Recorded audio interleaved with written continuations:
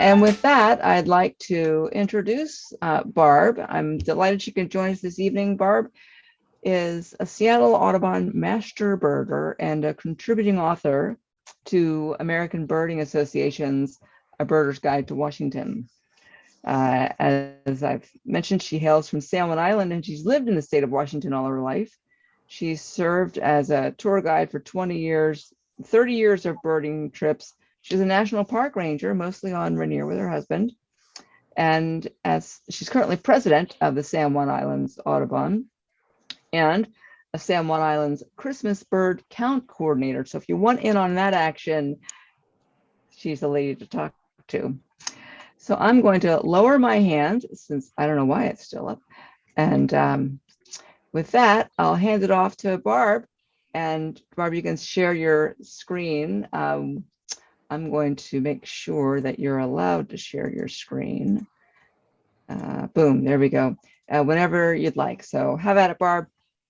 Okay, thank you, Carol. I think, well, let's see. I'm gonna wait to share the screen. So I just want to thank everybody for being here. This is a lot of fun for us, and especially after waking up with snow this morning here on the island. This was it's like, when's spring gonna happen? So endurance, bird migration. You know, it's that wonderful time of year. Spring is in the air, and all the signs of spring. My little daffodils are starting to come up. They're a little bit frozen right now, but I'm going to go pick some tomorrow. I've been hearing frogs singing in the big wetlands down behind our house, and pretty soon it'll be just a roaring boom. So we love this time of year because all these signs are here, especially after this morning snow. And we're seeing it also in birds are on the move, and they are on the move in a big way. I think a lot of us go over to the Skagit this time of year. We've seen the thousands and thousands of snow geese along the Skagit all picking up, and more are starting to join. They're coming up from the Klamath Basin. They're coming up from that huge population that's wintering over down in the Sacramento Wildlife Refuge. It's about something like 300,000 birds. Absolutely stunning. So the snow geese, the Canada geese are getting ready, and they're getting ready to head north. We're seeing other birds on the move. We're seeing the eagles are coming up from the Klamath Basin. That's their biggest wintering area in North America. Is down in that area. We're seeing eagles coming down off the Skagit and the Nooksack and the rivers where the salmon has which they've been feeding on. It's been washed downstream after all the winter flooding. So they're showing up out here in the San Juans and on the Skagit in huge numbers. We just did the 30, I think, second or third raptor census on the Skagit 2 weekends ago at the height of all those birds being down, and it was a pretty phenomenal thing. And we're starting to see swans are getting ready to start moving northward. We're seeing them congregate on some, I have to chuckle at some of these frozen ponds, and all the other birds picking up the vegetation that the swans are pulling up. Plus also the swans have been keeping those lakes and ponds open for them. So we know other birds are starting to head up. The first Rufus Hummingbirds are showing up. There's some in the state right now. I was looking on eBird this morning and this afternoon to see what people are reporting, and they're showing up in King. I think there's some in Snohomish County. And turkey vultures are here. We did have 9 of them on the Christmas bird count from Lopez, but we're starting to see reports from both San Juan and Orcas, and more and more turkey vultures are showing up right now. So we love this kind of migration, and just to being amazed at what these birds are having to endure to get here. Now we compare that to our human migration. A lot of people have kind of wimped out and go down to Palm Springs and go to Hawaii for the winter and some places further south, which is just fine, but they don't have to suffer a lot of endurance. They just get off the plane and get into these lovely warm places. Well, when I think about migration, I always think of these birds that do these phenomenal migrations. Birds like Arctic terns. Arctic terns have the longest migration of any bird in the world. They have an annual migration from the Arctic down to the Antarctic of 24,000 miles. So we do have some that breed in Washington. They used to breed on Jetty Island out of Everett. They are a long-lived bird, and in one lifetime, they can travel 1,000,000 miles or 2 round trips to the moon. And just think about how they endure that. And these are tiny birds. These are not big birds. They're little tiny birds that we see migrating. Sooty terns, and they do this figure-8 migration. We see them if you've ever done a boat trip out of Westport. You can see them by the thousands. You can stand on the beach in the summertime. You'll see them by the thousands and thousands as they leave their breeding grounds down in New Zealand, head north, go up to the Arctic to breed, and head south. And they're going up in the summer. They're here in these very rich waters, the North Pacific, full of the small fish that they eat. And you'll see them here by the absolute thousands and thousands. These are the kinds of things, and you see sooty terns, you see them with other pelagic species of birds, but by the thousands out there, and the sky is just turned dark, and it's a pretty amazing thing to witness. We also see one of the newest ones that are discovering are bar-tailed godwits. You can see this bird has a satellite tracker on its back. These birds also breed in the New Zealand area, and they head north to Alaska. They breed up there, and then they make this big circle, Korea, and then back down to New Zealand. Carol was telling me one of your previous speakers is from New Zealand, and he's rowing across the Pacific. No? He started in California. He's from Seattle. Right, from Seattle, and he's hoping to get to China, but maybe just to Korea. So, I mean, these kind of migrations are just astounding when you think of things like these adult birds now that they're tracking in really modern ways with satellite trackers. One adult male left. He touched down in Australia after continuous migration of 8,100 miles from western Alaska. The female, this was about the same time, and she flew for 238 continuous hours. These birds traveling across water continuously flap to get here. So these kind of endurance records are really astounding things, and the way we are able to track these things with satellite trackers and other geolocators, there's things like dragonfly migrations. They put geo trackers on them. There's some that start in the Indian Ocean, and they go to India, to Africa, the continent of Africa, and then back, and it takes like 3 years. So the way that they can track migrating insects and birds has changed phenomenally in our scientific world. So all these things, we think of this endurance of migration, and we ask ourselves, why do birds migrate?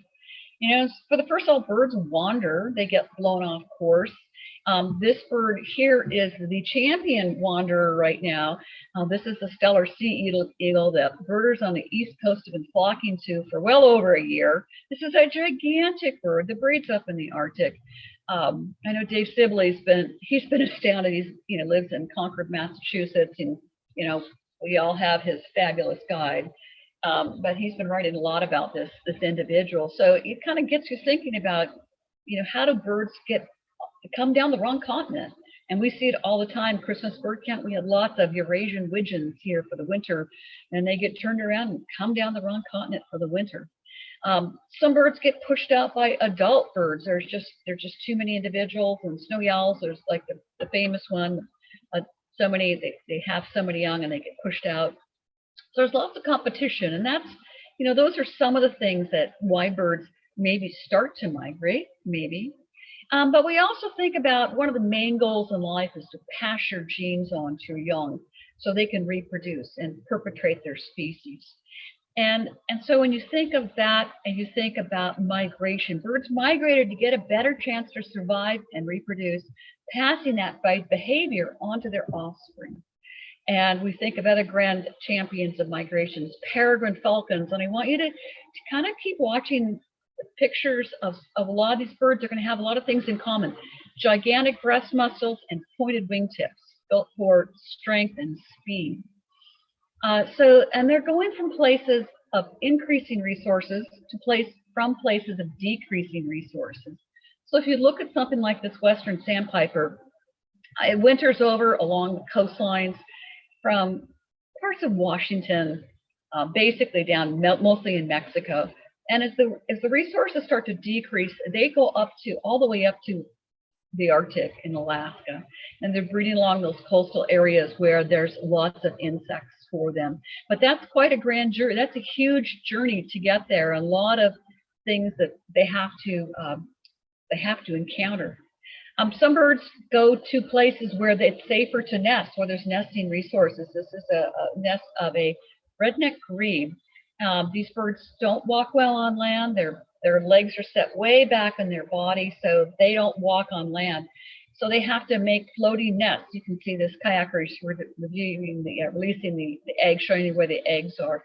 And we don't see a lot of this kind of habitat in Western Washington.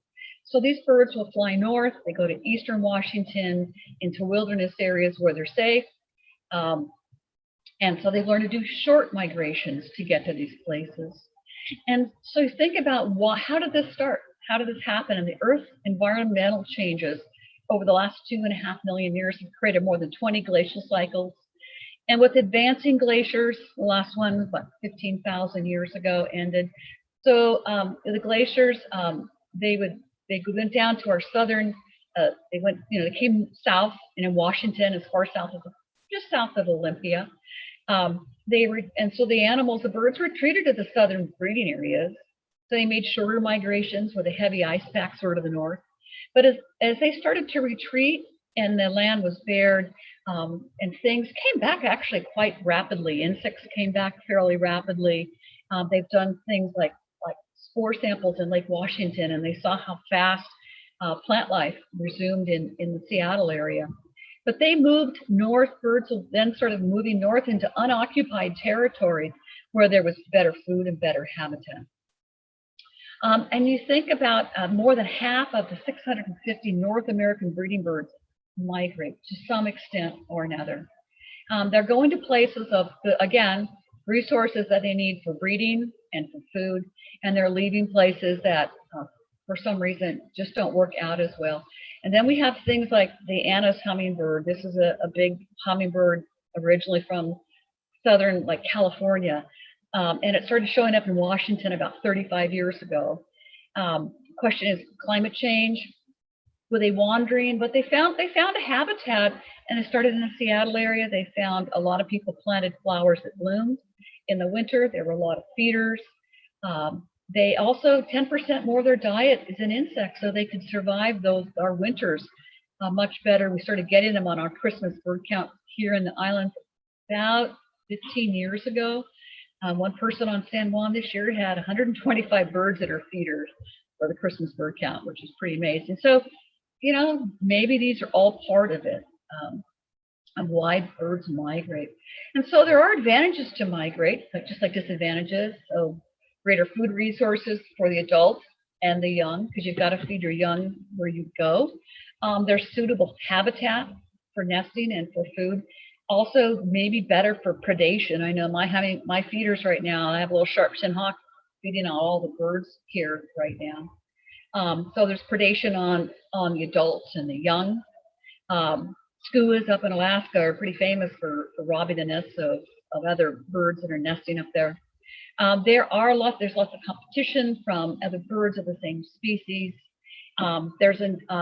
There might not be enough resources in the winter for birds to stay here in the winter, and then for breeding. It's warmer, which you don't have to spend so much energy.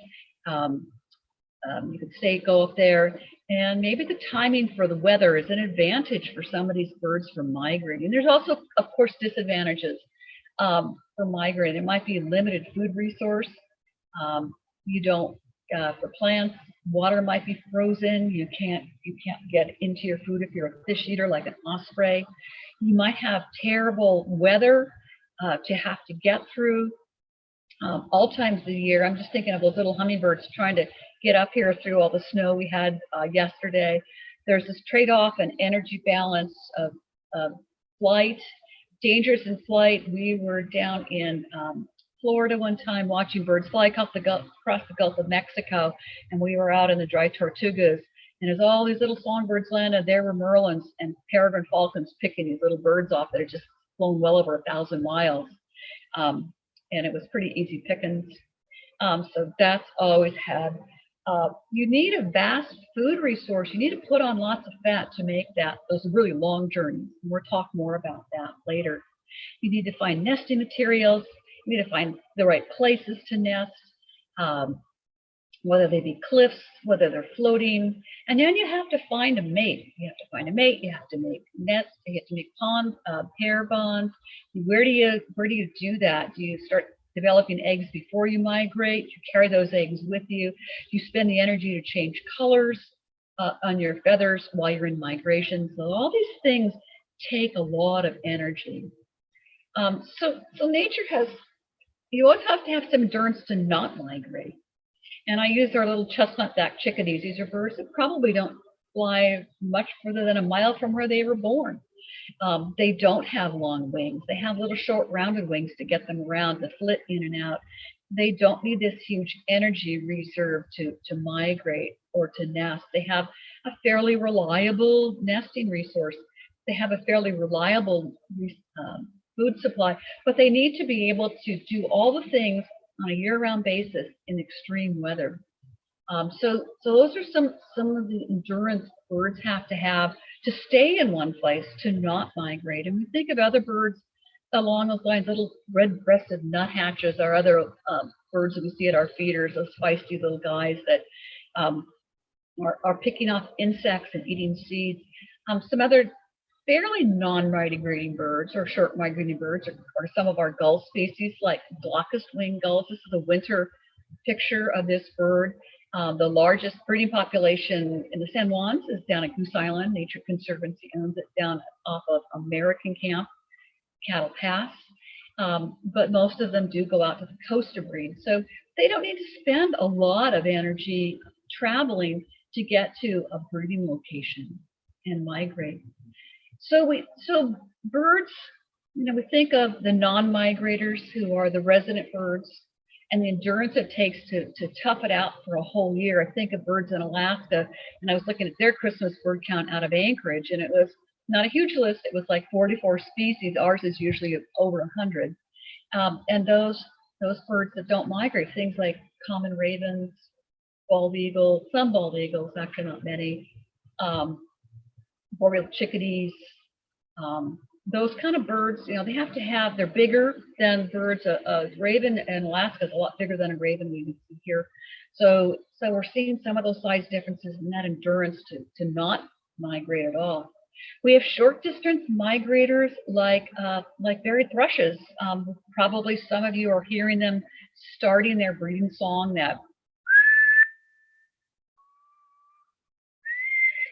and they're down at sea level, and they'll be moving up in elevation. They'll be going over to the mainland.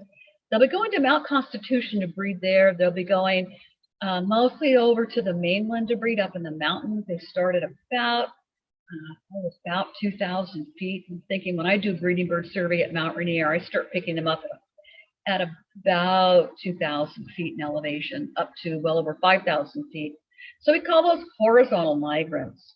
I'm always thrilled in the fall when we start seeing them here and hearing them. Mostly they're skulkers, that a Northwest specialty, and so they're on the ground and they skulk a lot. You don't hear them or see them. You hear them more than see them. You hear them whitting. Other short-term migrants are our state bird, the American goldfinch, and I know this range map shows them as year-round in the Puget Trough, but we don't see a lot of them. We mostly see them in eastern Washington in the winter. They are starting to show up in western Washington. They'll show up here, and they always amaze me that they're last to breed, because they're timing the hatching of their chicks with the thistle bloom. And so there'll be enough feed for the adults and the chicks. So it's kind of fun to start seeing them showing up. They'll be coming to our thistle feeders. It's always when people complain about thistles in their yard, I say, oh no, the goldfinches love them. So that's one of our other short-term birds. And they are built differently. They don't need to be built for speed. They don't need to be built for migration. They don't need to put on this vast reserve of fat on their breast. So they're saving energy. They change color. They get into this breeding plumage, which is pretty amazing, and always cheerful for us to see. A lot of ducks they go through a short migration. We don't have a lot of ducks that breed here in western Washington. In the lowlands, we'll see mallards. We'll see some of the cavity nesters like hooded mergansers and wood ducks. But most of our ducks will go to either eastern Washington, they jump over the mountains, they go north into British Columbia, or they go up mountain streams like common goldeneye. And you can see on this map, the year-round shows the rivers, but the red is the breeding, and you can see the upper reaches of the Skagit and the Nooksack and Squally, and over into the Pend Oreille and other places. So very short migrations that these do compared to red-breasted mergansers, which breed all the way up into Barrow. These birds will have to have, they go under logs to lay their eggs.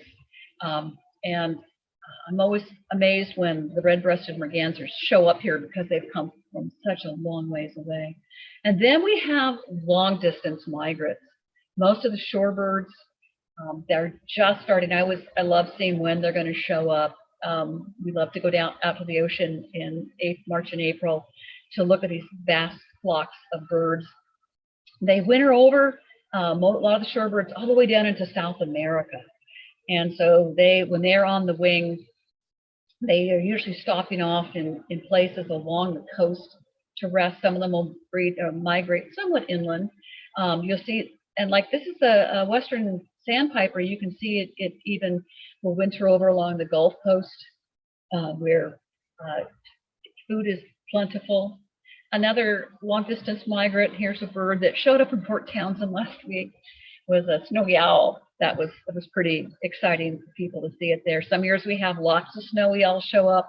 There was one year when I was at the UW in the 70s, and there was one on campus. And there have been years when I know I've seen 21 of them up in Boundary Bay in the late 90s. There was a couple that hung out on Queen Anne Hill, I think last winter. Some winters we don't see them at all. And this is a product of abundance of food resource. They produce a lot of young, and then the young get pushed down. The adults basically push them out of the wintering territory, and the youngsters show up down here. We don't see many here in the San Juans. They jump right over us and we'll head south. But mostly they're staying up in Bowerman Bay in BC. So this is another short distance winter migrant that comes down. We think of other birds like, I think this is the quintessential Puget Lowlands bird of spring, the Swainson's thrush. And actually there's one in the state right now, but we'll start seeing most of them showing up in April. They winter all the way down into South America. We don't have any North American records of them on the Christmas bird counts. And we hear that beautiful song in the spring. Again, skulkers are down low in the brush. And when we hear that, I know we always chuckle about camping as kids, and we would hear that bird singing all the time. We never could find it, but to us, that was the sound of summer for us. They breed all the way up into Canada, up into Alaska, and across the boreal provinces of Canada. Insect eaters. This is actually a bird we really worry about. So much pesticide is used in South America. It's knocked their population down tremendously. But what these birds do is, funneling up along the West Coast and stopping off in various places to get here. So they fly. They aren't able to glide their way up. Other birds that we're looking forward to seeing are all the warblers. We do get some that winter here. Townsend's warblers have been here all winter. Things like this beautiful Wilson's warbler. We see them down low and around our ponds. And I know one April we were down in Arizona, down at a portal in Cave Creek area, and there was thousands of these birds coming through. And we never heard them singing, and the people who live there said we don't know what they sound like because they don't start singing until they get here. And we hear them a lot, that like a little machine gun sounding off. And these, again, all these little songbirds, most of them are coming, a lot of them are coming across from the Yucatan. They fly nonstop at 1,200 miles until they get to the coast of the Gulf of Mexico. Texas is one of the famous places to go, 15th of April, to see all these migrants, these insect eaters. They leave because the insect population's down. So warblers and tanagers, and grosbeaks, vireos. It's always exciting when this comes up. So I think about winter. We're at the end of winter. We used to say the den of winter. Now we're on the edge of spring. I love that. So in wintertime, birds are having, they're saving on their energy by moving southward, but they're having to spend energy to get it. They're avoiding frozen areas. Like osprey, they go south because of something. The lake's frozen, they're going to starve to death. And so they're just starting to move north as things are melting out. Birds are finding more insects as our days are getting longer. We also look at, in the wintertime, short distance to travel versus a long distance to travel. They're already competing with birds. There was one time I counted 21 bald eagles between Cattle Point and Long Island over by Lopez.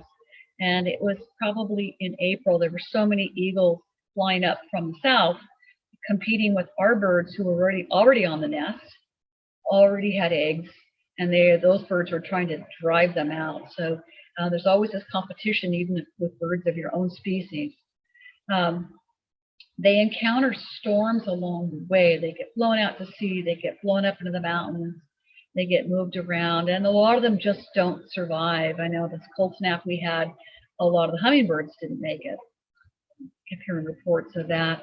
But a lot of birds just don't make it for different reasons.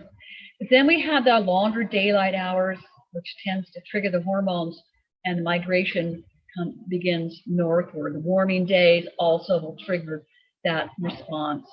So we start thinking about breeding season.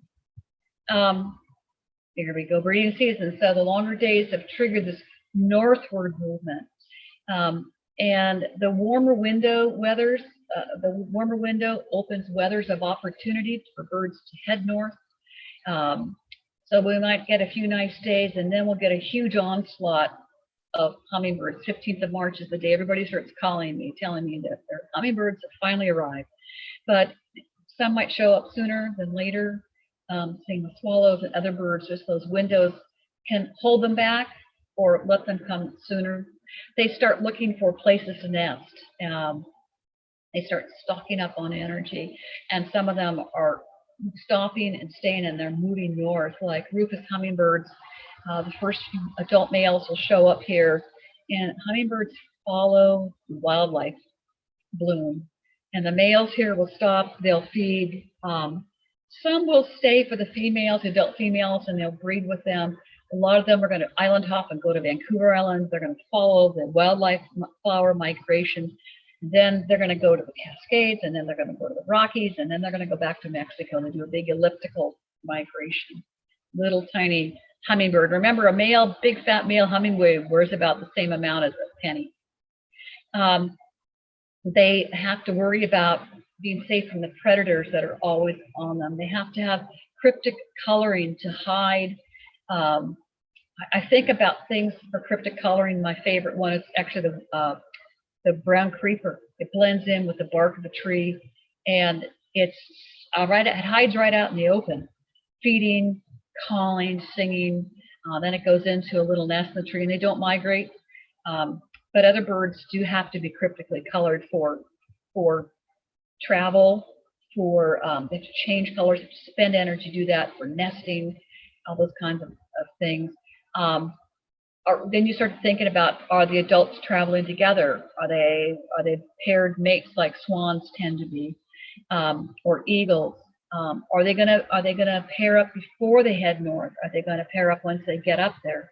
And how much energy does that take? And how far do they have to travel for feeding? There was a researcher from the University of Washington who was studying common murres, I think it was. Either that maybe it was long-billed murrelets or guillemots. And he started this study about 30 years ago, and he found out that they were nesting under boards left up in the Aleutians, where they had kept munitions. And the numbers kept going up and up, and he put out more birds, and the numbers went up. They also found that they had to travel further to get food because the ice pack was melting away, and they were feeding on the fish right at the edge of the ice. And now, instead of having it right there, they had to travel 20 miles to get to it. They were arriving sooner. They had to travel further for their food. And then the polar bears came over, flipped all the boards over, and ate them all because they were starving to death. So well-documented information about how bird populations are being impacted by global warming. Birds have to deal with extreme weather, whether they're in breeding grounds or the winter grounds, and they do need to migrate before the weather changes. They need to arrive on their territory. I think of the birds on the East Coast. Ospreys is a great one. They have to get on the nest and breed before the hurricane season comes in, before the tornado season comes in. So are they going to mate before or after they get on the breeding ground? And I have this picture of Western tanagers that do breed here in Western Washington. And they show up a lot of times looking like the bird on the right, as they're both male birds. And they gain the red head by eating foods that provide the red color for them. They start, and then they're more successful breeders when they get the redder heads. And then they lose that color after they're done breeding. But they need energy for feather changes. They molt into new feathers, and getting new feathers with color takes a lot of energy. It takes a lot of energy for mating behavior. You think of birds that are long-term mates are generally like swans and eagles. They don't change their feathers for mating. They don't need to go through a lot of mating rituals. You might see stick exchanges between eagles. So they save a lot of energy that way. They put that into their endurance for their migration. But these other small passerines get a new mate every year, and they have to develop pair bonds. So when do all these things happen within that breeding cycle, and on what part of their journey does that happen? These birds are built for migration, and that the way they're built does cost a lot to get them one place or another, going northbound or southbound.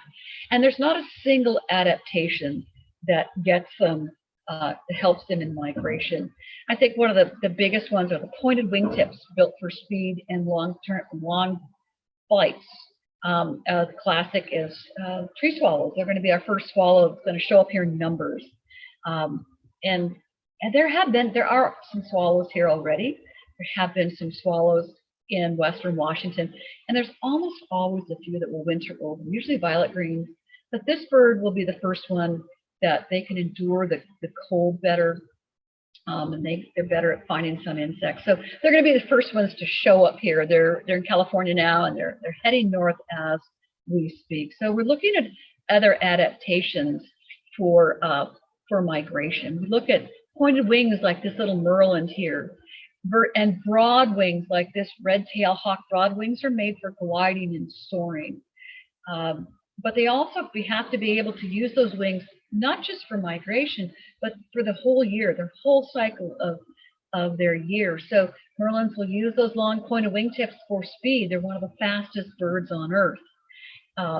Red-tailed hawks, classic ones we see sitting along the freeway. They use those giant wings for catching thermals. We'll see them circling around. There's always a pair right by Costco in those trees on I-5, between Costco and I-5. I've been there for years.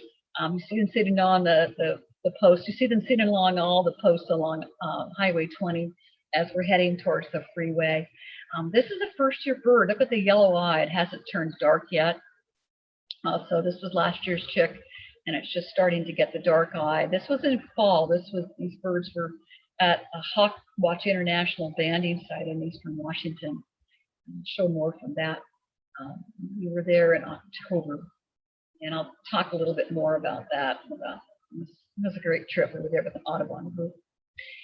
So there's different adaptations for migrating, and one is for speed, for direct flight, and some of these birds will flight nonstop from like the sooty shearwaters and ocean-going birds. They will fly nonstop, whereas raptors, they're gliding when they go northbound and southbound. Um, Birds use other adaptations for migrations. You'll see them saving energy by flying in formation. And the classic are Canada geese. We're seeing them now. We'll see big skeins of Canada geese.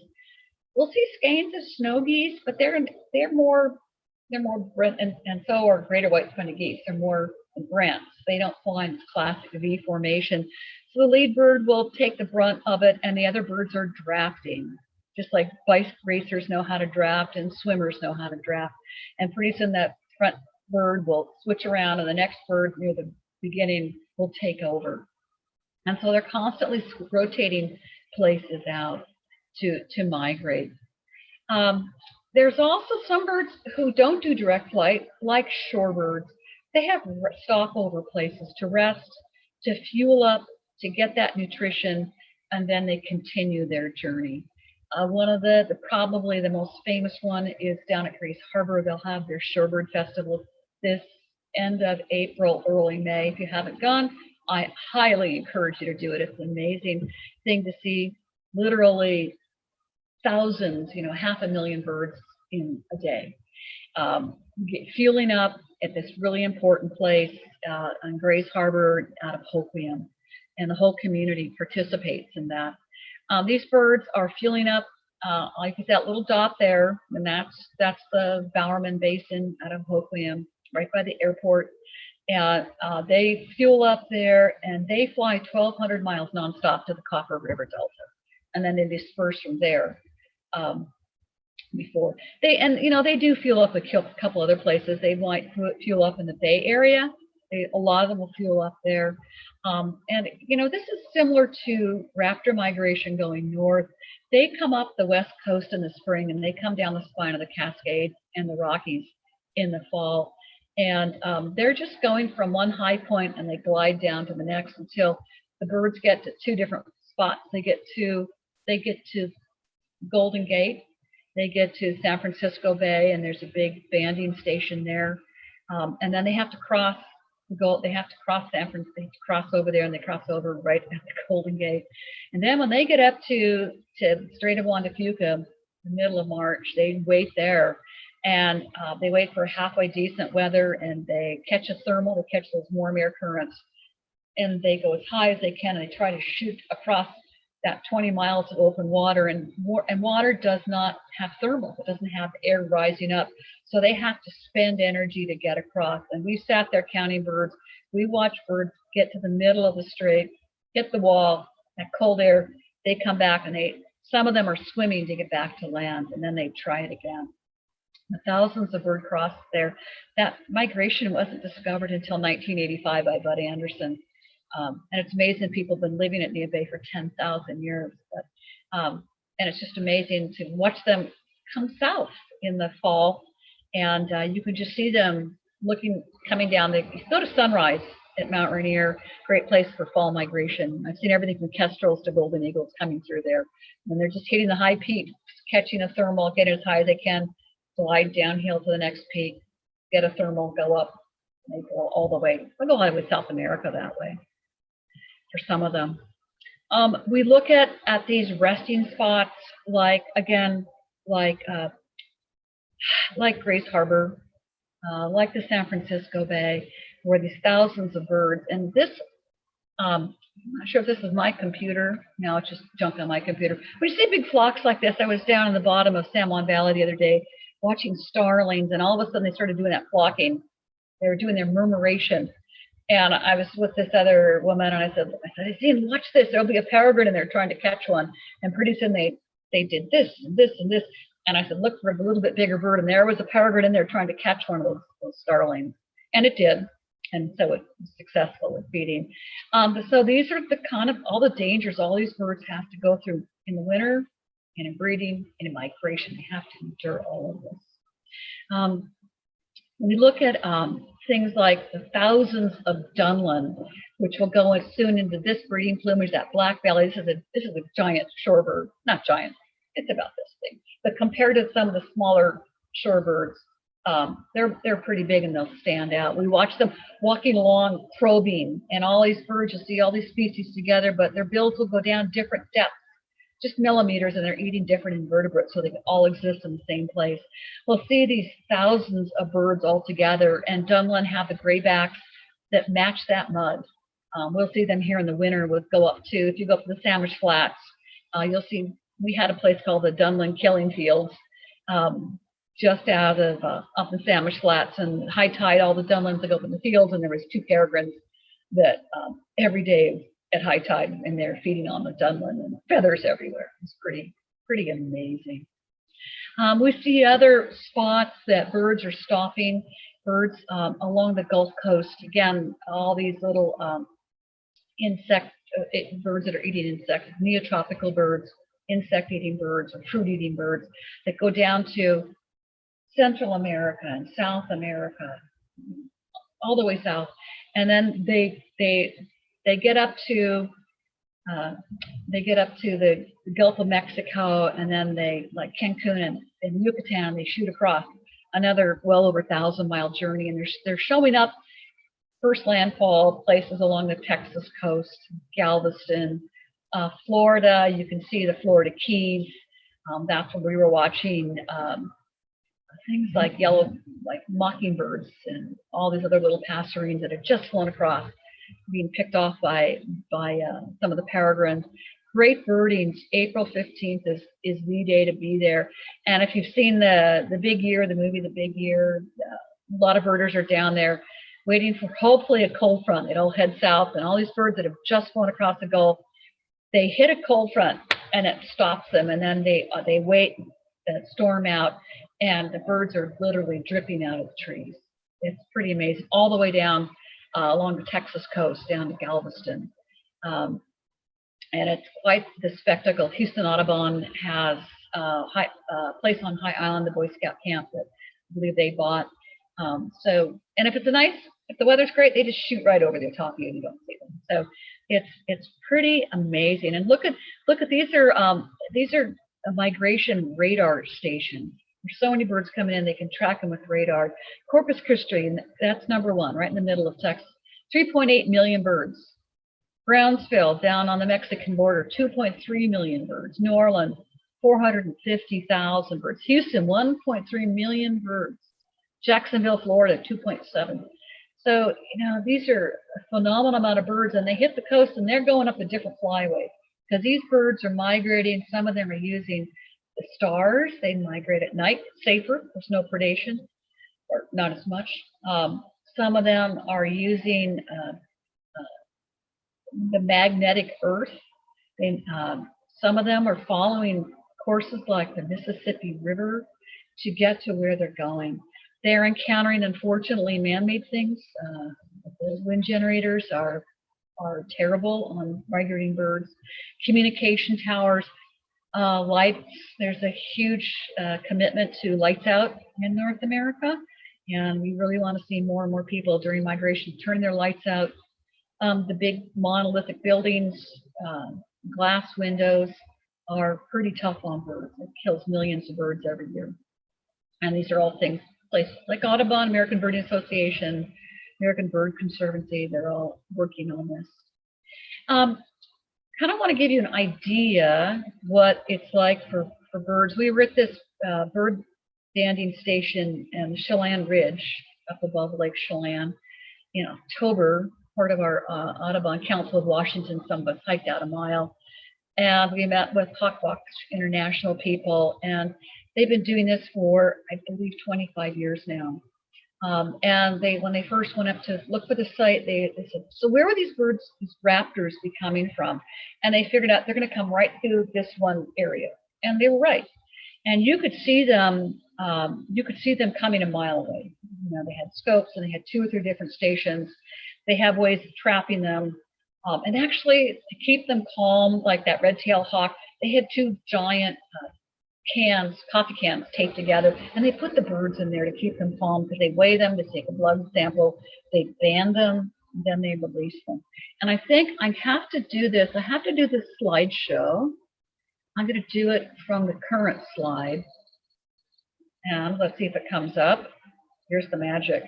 And here's our friend Paul Babcock from North Cascades Audubon. Let's see if it goes. Okay, Paul, you release your bird first. Please go, because it was so much fun.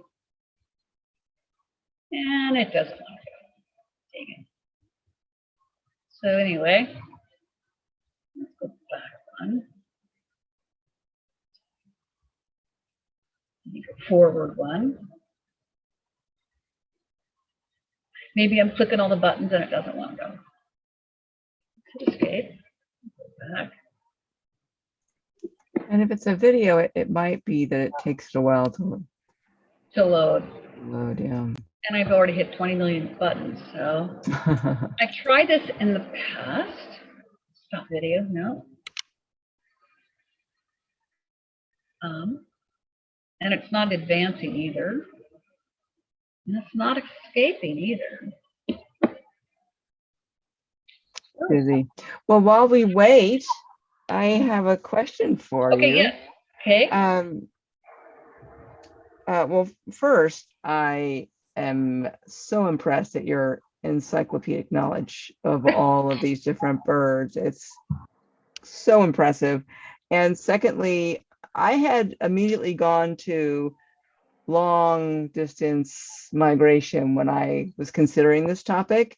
And I love how you have reminded us of the endurance it takes to just stay put. And boy, if that's not relevant these days, I don't know what is. Yeah. And then on the wind generators, I don't know why it hadn't occurred to me that they would be a real problem for birds. And I wonder if when people cite them, are they actually considering bird migrations or Yes. not? And National Audubon and our Audubon Washington, along with all the other chapters, it's a big issue.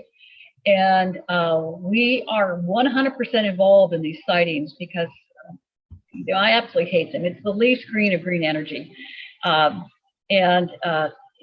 It's devastating to bats and to birds, and they have been placed in certain ridges, especially eastern Washington, where birds are passing through. And it is causing a lot of harm to populations, bird populations. So it's something that Audubon and other nature conservancy is involved. You know, most of the major conservation groups are involved. American Birding Association, not so much. Maybe ABC is actually more involved. So those are things. And you know, when I look at all these, architects love glass, and there are bird-friendly windows that are being developed. Minnesota had a major fight with the new stadium they put in. It's a big glass monolith, and it's not a good thing. But they're developing new kinds of glass so that birds can actually see the glass, and you can see out. And my windows, birds hit my windows at my house. I don't wash them; they still hit them. I put shiny things in them; they still hit them. We try to minimize glass in certain ways. So these are really big issues in the bird world. And as we look at our neotropical numbers in serious decline, everything is counting these days. And we're looking at serious decline coming from what's happening in the wintering grounds. A lot of land is going under the plow to raise food for the world, and flowers and other things, and beef for McDonald's, all those kinds of things. So we're constantly seeing, when we do breeding bird surveys and other bird surveys, we're seeing these numbers going down dramatically, and it's quite alarming. We look at things, we worry about fracking in places like North Dakota for the shortgrass species. We know it's impacting them a lot, because that habitat, that shortgrass species is declining at an alarming rate in the last 100 years, the last 50 years. So these are all things that these birds have just traveled thousands of miles. I sat with Dave Sibley. We were in Montana, and we were watching,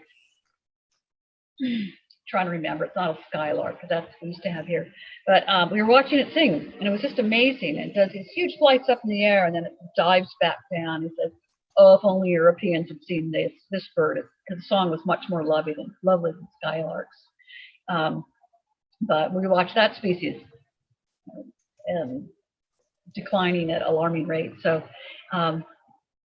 yeah, so migration is a big deal, and all the effort it takes to avoid nature's things, and then we have man-made things. And I haven't really talked about global warming and climate change because so much is unknown, really. I'm going to try to get this running again. We'll see. And if it doesn't run for some reason, Barbara, if you can give us send the presentation to us, could be that in the recorded version of this, Holly can make sure that it runs. Because it's really fun, because I have a video of my husband releasing the Merlin that he was holding. And it was just really fun to do. So let me see. I don't know why it's not running. And it won't let you escape. Let me see if it lets me go to the next slide. It's not even letting me go to the. Yeah, I think it's busy trying to buffer it up. That's my last slide. So let me go back and we could just, there it goes. I think it's going. Okay, there's Paul's going to release his little bird. Okay. And there's John with his Merlin, who did try to bite him. Oh my gosh. And the man there told us exactly where this bird was going to go. He flies up behind John and lands on the tree. And look at those pointed wingtips.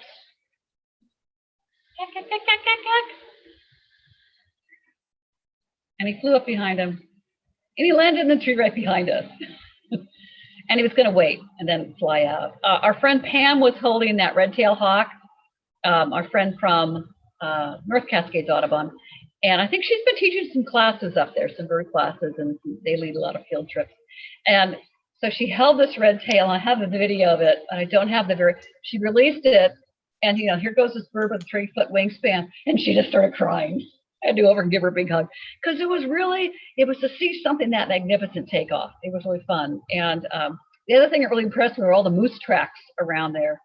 And they said that since they stopped, they pulled the cattle out of the high country around Lake Chelan. The moose are moving in again from the north. So it was pretty impressive. So I am ending up, thinking about migration. Let's see if this lets me go. We're just beginning migration. We're beginning the northward migration of birds, coming here to breed and passing through to go further north. And let's see if you go. And so we're anxiously awaiting these guys.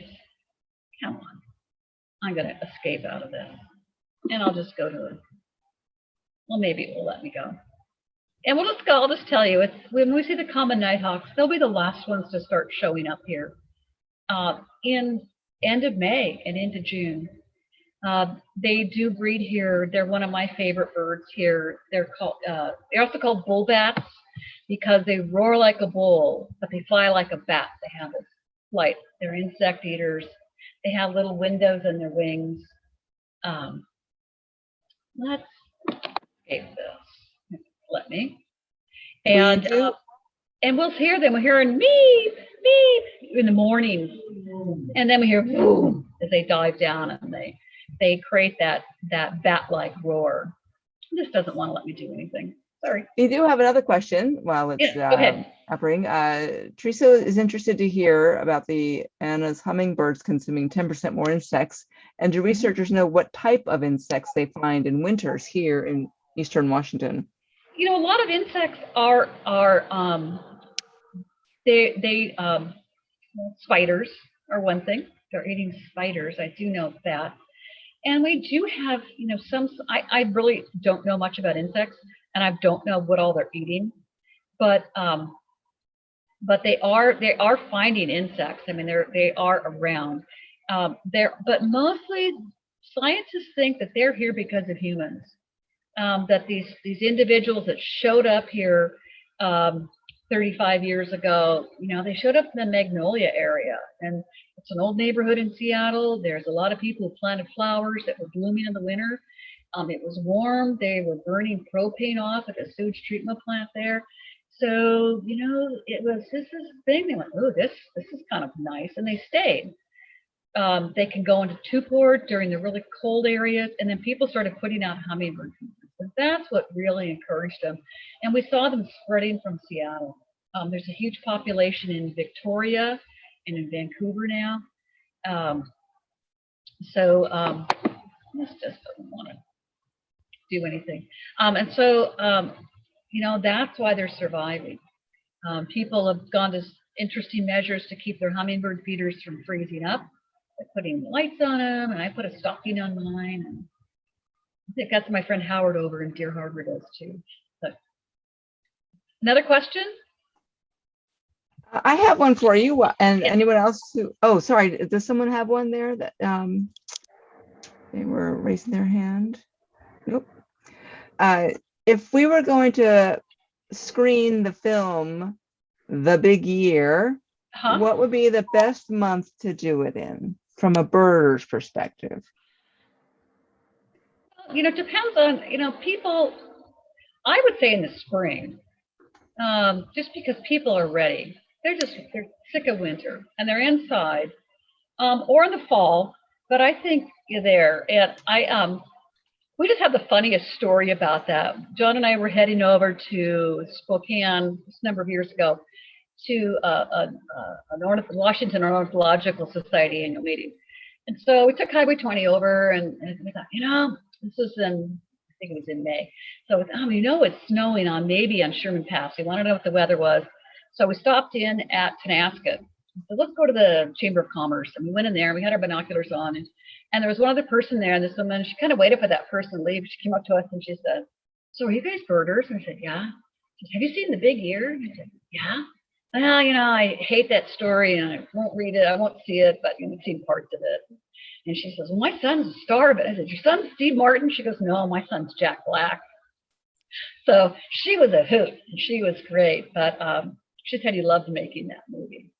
But and you know, unfortunately, those are all real characters, and we know all those individuals. And we all hated the one that Owen Wilson played, because when I started birding, we had some notorious birders who discouraged a lot of birders. They were competitive and they were kind of nasty. And I've made it my goal to not be like that. And I think most of us have. I know my mentor, Dennis Paulson, really drummed it into us that we share information, we encourage people, we don't put people down. Whereas that little group from one of the chapters in Puget Sound area were like that. And we want people to really get connected to nature, and we want them to get outdoors, and we do that any way we can. So that's why we're glad that COVID's settling down. We're going to be starting our Audubon field trips again. We always have a great time. We rotate it between the islands. It's been harder with the ferries in the winter. We're going to probably do some more midweek trips because the ferries are more reliable then. We hope. We hope, but yeah. So, and we'll have that. We'll have information on those. I get them in the newspapers. I put them online. And we have an Audubon Facebook page, San Juan Island Audubon. We have over 1,000 members. It's, I know Audubon Washington's really impressed with us because we have so much interchange of ideas and questions, and people sharing photos, and it's been great for us. Are there any other questions? Looks like my program doesn't want to do anything else. Yeah, it's busy. Well, can you hear me? I don't know if I'm coming through. Yes, Winnie, is that you? Good, yes. I have a question. Janine Benyus, in one of her presentations, she talks about the idea that there is a simple pole that is a wind generator, and that if they're all put together in an area, they generate actually more wind, and of course they don't reach out, and they don't have blades and things to hurt birds, and I've never seen that used, but she claimed that it produced more energy than the blade wind generators. Well, I don't know, Winnie. I haven't, I really am only familiar with the big wind farms. Yeah, that's all we ever see. And yet that's all we ever see. Benyus she has it on, as I say, on this, where she presents biomimicry and shows how effective it is, and so forth. And then I've never seen it anywhere. And so yeah, I think think you're dealing with big business there, and they make a lot of money off those wind generators. With Yes, just they do. Yeah, Yeah. $250,000 per, and Oh, God. yeah. So it's, other things, and the industry's aware of it. They, and the big blades don't move as fast as the little ones do, and there've been some improvements, but sighting is a big issue, especially down the Columbia Gorge. Yeah, uh, yeah, yeah. and all those kind of places. So those are things. We've had a huge threat down in the Bowerman Basin with the natural gas plant that they wanted to put in, and the state of Washington finally denied that, mostly because of how important it is for shorebird migration. Hmm. Yeah. And there's other festivals that celebrate migration here in Washington. There's a Othello Sandhill Crane Festival, which is wonderful if anybody can go to that, because they do more than they do plants, and they do geology. You get to see all the scablins and good and stuff. So the town of Othello really goes out. Fish and Wildlife Service is there. Local Audubon chapters, bus trips. It's nothing better than being in that area during migration and spring. Good. Yeah, it's a huge destination for us birders. Well, good tip. Thank you. Yeah. Other questions that we might have? I'm not seeing any more in the chat. Well, my big thing, my message is to people: get out and enjoy nature. Get out, take your kids, be a mentor. I'm so lucky. I've had great mentors in my life. I've had great people like Hazel Wolf and Thais Bach, have been these fabulous mentors. They're not with me now, but other people, Dennis Paulson, and I always encourage other people to be mentors, especially if your grandkids. Take them out in the natural world. Get your little ones out. You can make little binoculars out of toilet paper tubes and put them around the neck. And start early. Start as early as you can, because kids have this innate sense of nature and they love it. They turn 13, hormones kick in, they got other things to do, but it all starts coming back after they got some of that stuff done, and pick them back up at 40. But just get out, enjoy the riches that we have here. It's so close by, from mountains to sea. And in our state of Washington, we have well over 700 species of birds, from the Pend d'Oreille to 60 miles off the coast of Washington. It's a huge array of birds, and and lots of resources out there to enjoy it. And you are a treasured resource, Barb. Thank you so much for joining us this evening. And hopefully we'll see you guys on some of our field trips. Yes, indeed. Thank you, everyone, for coming out tonight. Have a lovely evening, and we'll post the video as soon as we can. Thank you so much. You bet. Bye-bye. Bye now.